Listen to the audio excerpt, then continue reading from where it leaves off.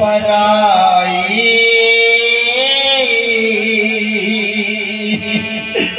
और क्या जाने, क्या जानेंगे वो लोग कि बेटी का दर्द क्या होता है, पिता की वेदना क्या होती है। जिस समय प्रथम बार आप लोग हमारे एक शब्द पर ध्यान देना, जिस समय प्रथम बार ये बेटी अपनी ससुराल को जाती है तो सबसे पहले वो बेटी उस माँ के समीप पहुंचती है जिस माँ ने उस बेटी को पाल पोस करके बड़ा किया है, जन्म दिया है।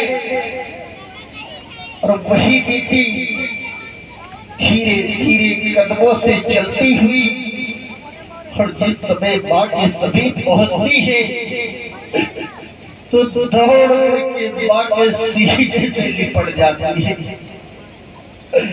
और फूट फूट करके रोने लगती है। कहती है माँ अब मैं जा रही हूँ। वो माँ सबसे पहले अपनी बेटी का माथा चूमती है और प्यार भरा इसलिए भरा हाथ बेटी के सिर पर फिराती है और पागलों की तरह वो माँ बेचारी फूट फूट करके रोने लगती है।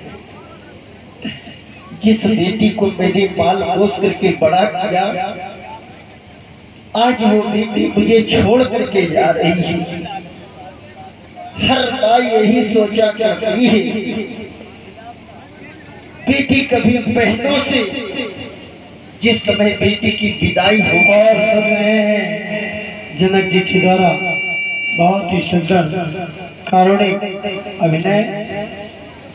कौन ऐसा पिता होगा जिसके घर में सयानी पुत्री हो, उसे रात में नींद आती हो, सबके सामने हंसता है, लेकिन रात दिन उसे चिंता सताती है कि हमारी पुत्री किस घर में जाए, कितने अच्छे घर में चली जाए कि वो कभी भी कोई कष्ट रोकर हमसे न कहे। लेकिन आज की स्थिति यह है कि पिता अपना घर भी बेच दे, खेती भी बेच दे और अपने से कई गुना अच्छी जगह संबंध करने का प्रयास करता है।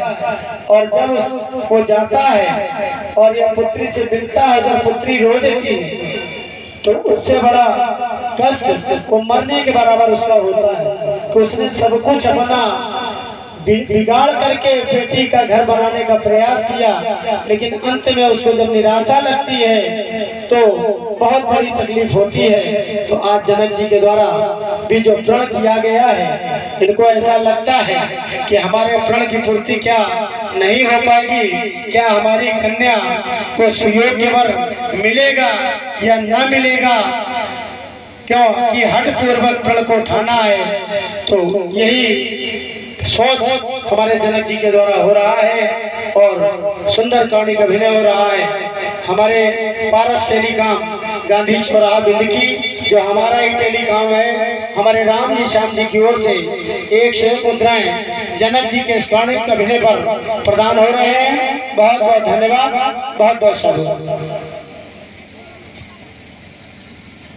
बेटी जिस समय घर से विदा होती है, आप सबने देखा होगा कुछ भीड़ इकट्ठा हो जाती है। वो बेटी कभी बहनों से तो कभी अपनी सखी सहेलियों से लिपट करके आंसू बहाती है, कभी घर परिवार के लोगों से लिपट करके आंसू बहाती है। तभी पीछे से आवाज आती है, चलो भाई विदाई का समय हो रहा है। और जैसे बेटी ने सुना,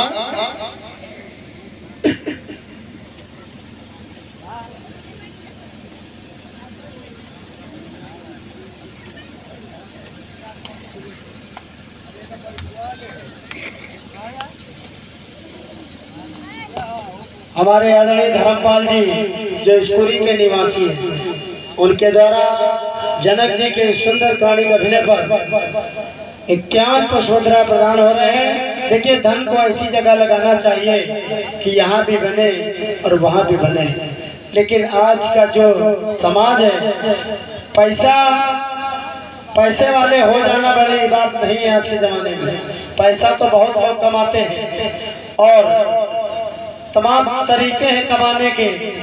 गलत तरीके से भी आदमी करोड़पति बनना चाहता है कि हम बन जाएं, लेकिन धन को कमा लेना, इकट्ठा कर लेना बात अलग है, लेकिन धन का सही सदुपयोग करना, जब तक भगवान श्री राम जी की कृपा नहीं होती व्यक्ति को ये चीज नहीं आती। उसी की कृपा से ही भगवान उसे ये ज्ञान देता है कि ये अथक परिश्रम का कमाया हुआ धन ऐसी जगह लगाओ, ऐसी जगह बीज डालो कि एक बीज डालो तो 10 पेड़ पैदा हो। ये धन ऐसी जगह लगाया जाता है, धार्मिक कार्य में लग रहा है।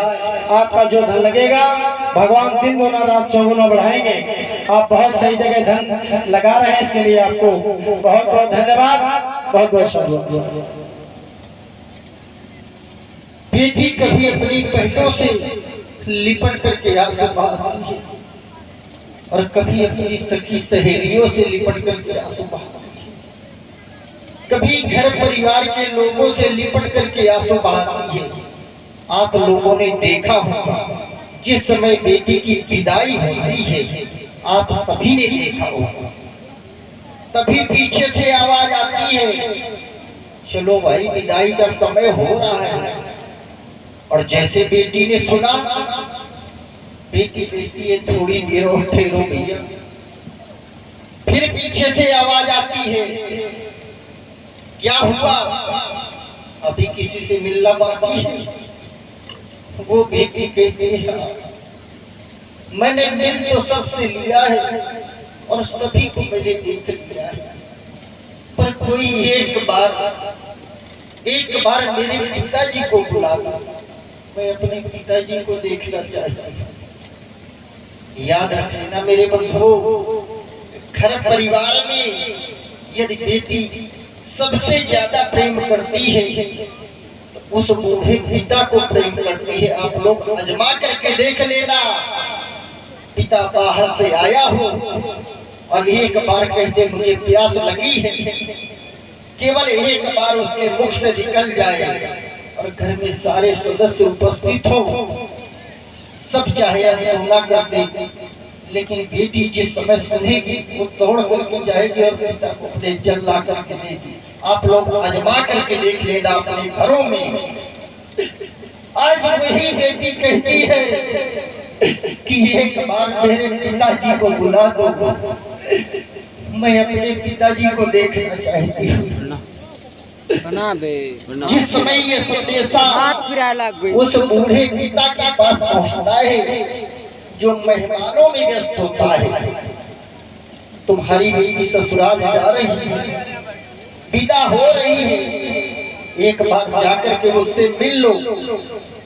जिस समय पिता इस बात को सुनता है तो वो पिता सोचने लगता है कि जिस समय मैं बेटी के समीप जाऊंगा और जब मेरी राजा बेटी मुझे देखेगी तो बाबा देश से आकर के लिपट जाएगी और फूट फूट करके मुझसे रोएगी। तब मैं कैसे फिर बधाऊंगा उसको और कैसे मैं धीरज रखूंगा।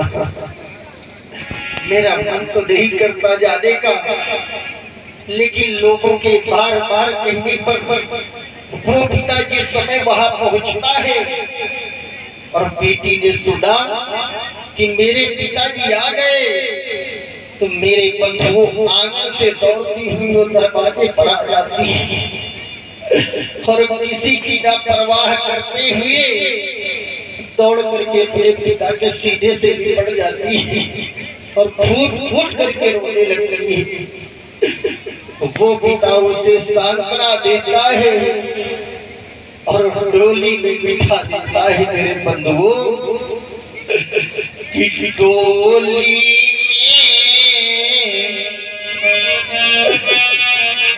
आप लोग चिंतन करें, सुखी लोग हैं। हमारे एक एक शब्द पर आप लोग ध्यान देना कि डोली में और बिठा कर और वो अपनी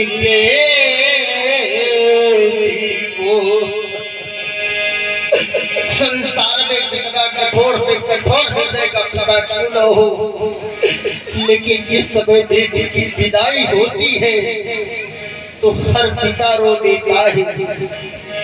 आप लोग कह रहे होंगे महाराज फिर वो पूरा क्यों नहीं होया? उसका एक कारण था मेरे बंधुओं, वो पिता क्यों नहीं रोया? चिंतन करें कि डोली और बिठा कर और वो अपनी बेटी को, और इतना खुश नसीब वो होता है जिस बेटी की डोली घर से निकलती है वो पिता बेटी को ससुराल भेज देता है। तो अपनी दृष्टि चारों ओर दौड़ाता है। कोई घर का, कोई परिवार का मुझे देख तो नहीं रहा, और जैसे दिखता है कि मुझे कोई नहीं देख रहा, तो वो पिता करता क्या है? इस समाज में वो पिता बैठे होंगे जिन्होंने अपने हाथों से बेटियों को विदा किया हुआ है। वो माताएं बैठी हुई होंगी जिन्होंने अपने हाथों से अपनी बेटी को विदा किया हुआ है। वो पिता करता क्या है कि एक कोने में जा करके अब वो सोच सोच कर रोता है। वो पिता सोच सोच करके करता है, मैं करने उतर बाटे जाए कोई नहीं। आज से मेरी बेटी मुझे छोड़ कर जिस बेटी को मैंने अपनी चलना सिखाया, पाल बड़ा किया, आज वही बेटी मुझे छोड़ कर चली गई, मेरा आगे सुना हो गया। ठीक है यार, परमात्मा से कहता है कि हाय विधाता वो पिता दोनों हाथ जोड़ करके भगवान से निवेदन करता है कि मेरी बेटी को दुख मत देना। कि हाय विधाता तूने भी, और ये है कैसी रीत बनाई, और जिस बेटी को मैंने पाला और वो बेटी हुई पराई। जिस समय ये पराई शब्द सुन लेता हूँ तो मेरे हृदय में पीर सी उठती है। मेरे बंधुओं, लोग कहते हैं कि ये बेटी पराया धन होती है। आप लोगों ने सुना होगा, लोग कहते हैं बेटी पराया धन होती है। क्या पराये धन का दान किया जाता है? दान तो अपने धन का होता है, पराये धन का नहीं।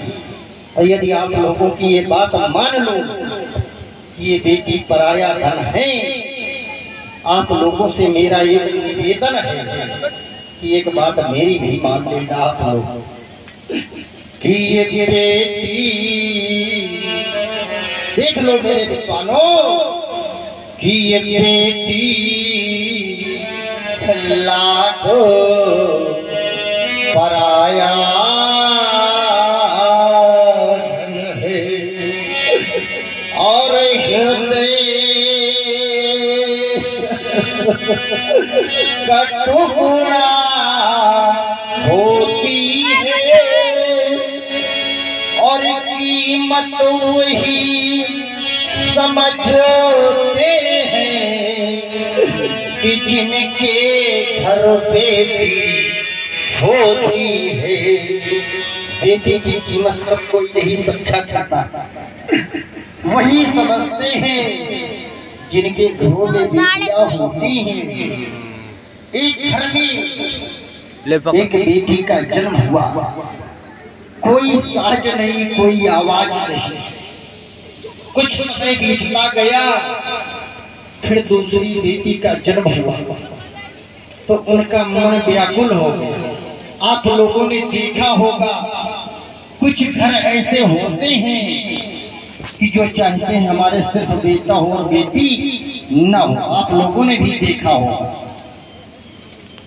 जैसे दूसरी बेटी का जन्म हुआ तो उनका मन व्याकुल। देखिए सभी लोग बैठ जाएं। अभी जनक जी का विलाप हो रहा है, इसके बाद धनुष का खंडन होगा, सीताराम जी का विवाह होगा और इसके बाद लक्ष्मण और परशुराम जी का संवाद। तो सभी माताएं बहनें बैठे, सीताराम जी का विवाह हो जाए, इसके बाद जो जाना चाहे जा सकती हैं, लेकिन सभी को देखना चाहिए क्योंकि आपके यहाँ बहुत दिनों बाद ये लीला हो रही है और 2 दिवसीय लीला हो रही है। सिया राम जी और उनके सभी साथियों के अथक प्रयास से ये लीला संपन्न हो रही है। तो सभी माताओं बहनों से भी हमारा कहना है कि धनुष का खंडन हो जाए, सीताराम का विवाह हो जाए। अभी तब तक कोई नहीं जाएगा।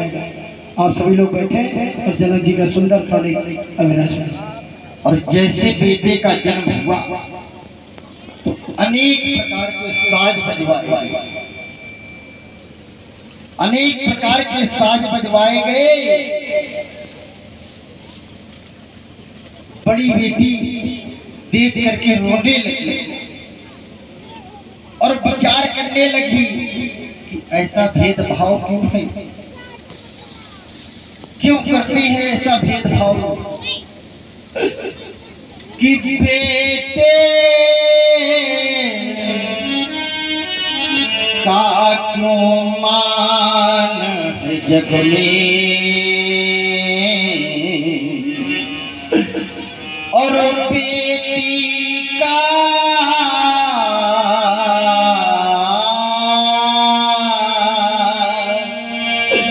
क्यों मान नहीं।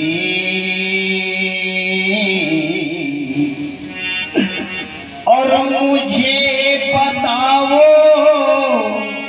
ये बेटी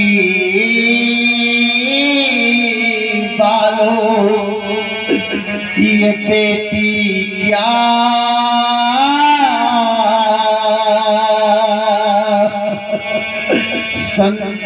संतान नहीं।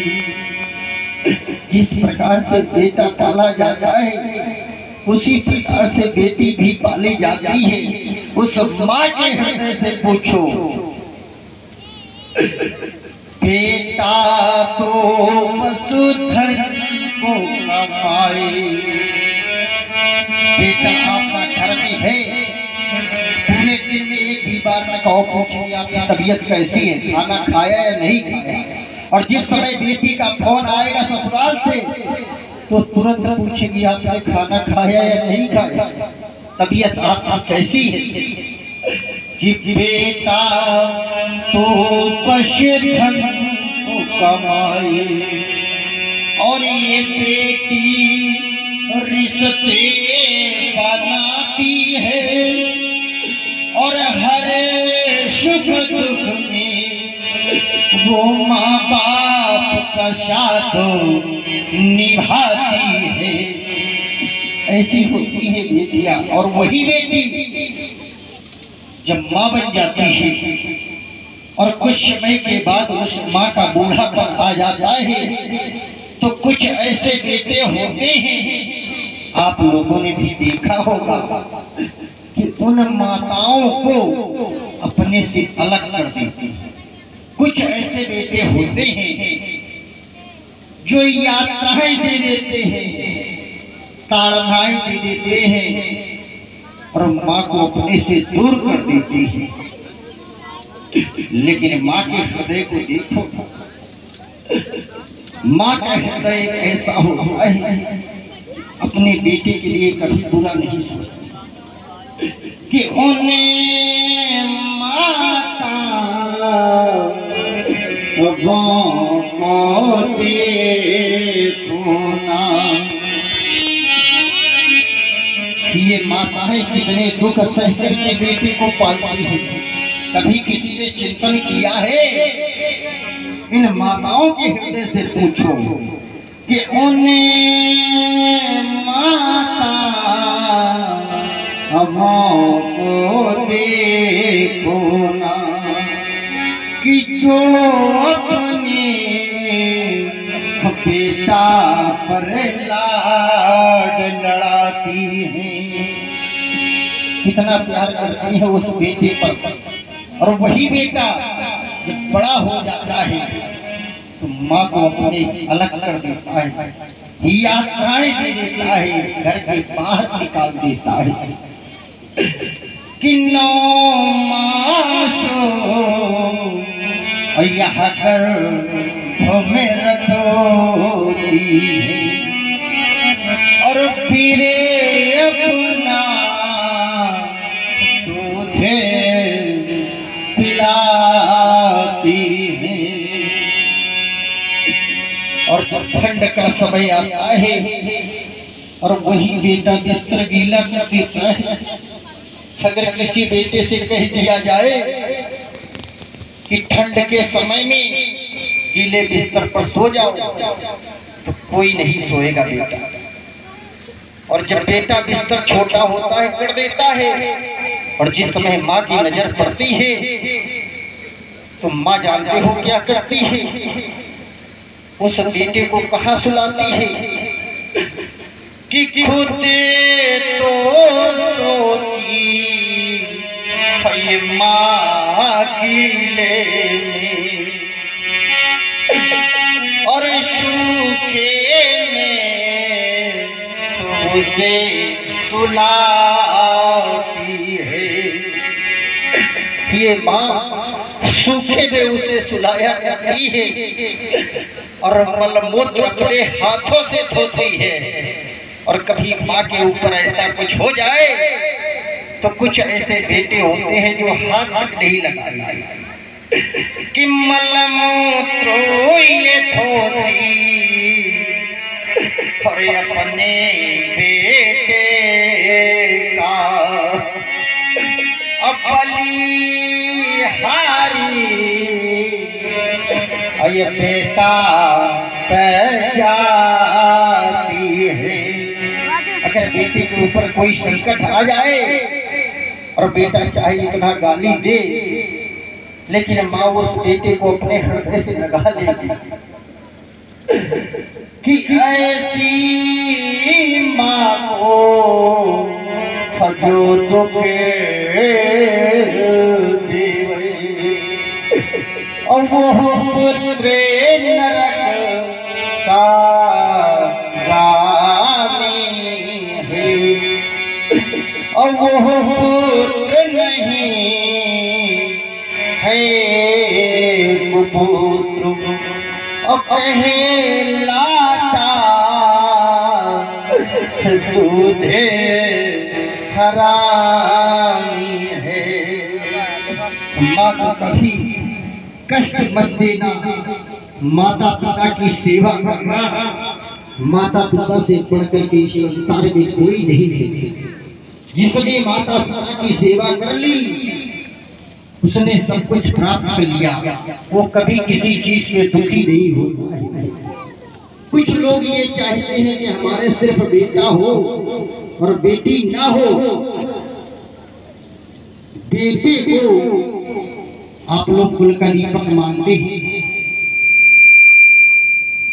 मैं आप लोगों से जानना चाहता हूं कि बेटे को आप लोग